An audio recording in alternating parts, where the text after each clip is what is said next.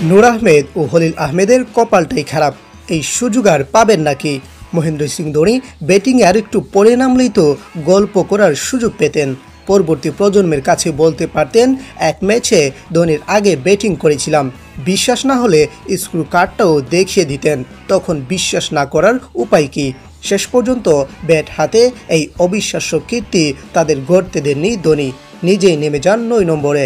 ব্যাটিংটা যে এখনও পারেন সেটির প্রমাণও রেখেছেন ২০তম ওভারে ২ ছক্কা মেরে। অবশ্য এই রান শুধু তার কাজে এসেছে। এই ইনিংসের সৌজন্যে আইপিএলের চেন্নাইয়ের সর্বোচ্চ রান ৪,৪৯৯ মালিক হয়েছেন ধোনি।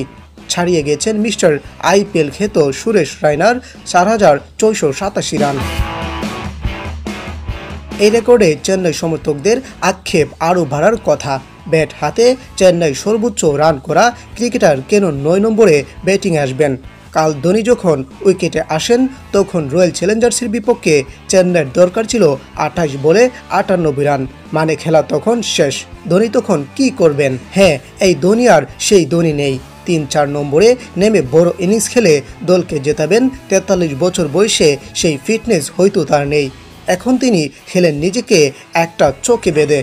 তবে দলের প্রয়োজনে কি কখনো সেই চকটা তিনি ভাঙবেন না? হয়তো না, ভাঙলে তো কালকে তার আগে রবিচন্দ্রন অশ্বিন নামতেন না, অন্তত যখন ওভার প্রতি ১৪-১৫ রান প্রয়োজন।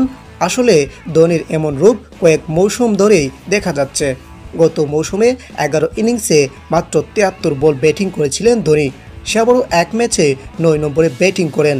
আর কাল ৯ নম্বরে ব্যাটিং করলেন আইপিএল ক্যারিয়ারের দ্বিতীয়বারের মতো। আইপিএলে দলের প্রয়োজন ৩ নম্বরেও ব্যাটিং করেছেন ধোনি, তবে আইপিএলে সবচেয়ে বেশি ব্যাটিং করেছেন ৫ নম্বরে ৭৩ বার, ৪ নম্বরে ব্যাটিং করেছেন ৬৬ ইনিংসে, ৬ নম্বরে ব্যাটিং করেছেন ৫০ ইনিংসে। এখনও ধোনি হয়তো উপরের দিকেই ব্যাটিং করবেন যদি শেষ ২-৩ ওভারের জন্য উইকেটে যেতে হয়।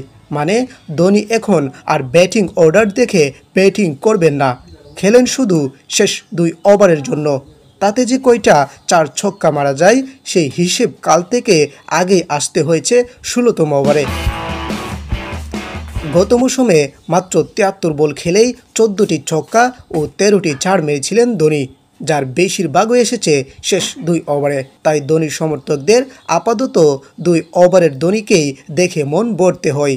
বড় ইনিংস খেলে ম্যাচ জেতানোর সময়টা যে পেছনে ফেলে এসেছেন এই ক্রিকেটার, যদিও এটি ভারতের সাবেক ক্রিকেটাররা পছন্দ করছেন না। একসময় চেন্নাইয়ের হয়ে খেলা রবিন উতাপ্পা এক্সে লিখেছেন, এভাবে ৯ নম্বরে ধোনির ব্যাটিং করার কোনো মানে নেই। ধোনি আগে এলে চেন্নাইয়ের রান রেট ভালো করার সাহায্য করত।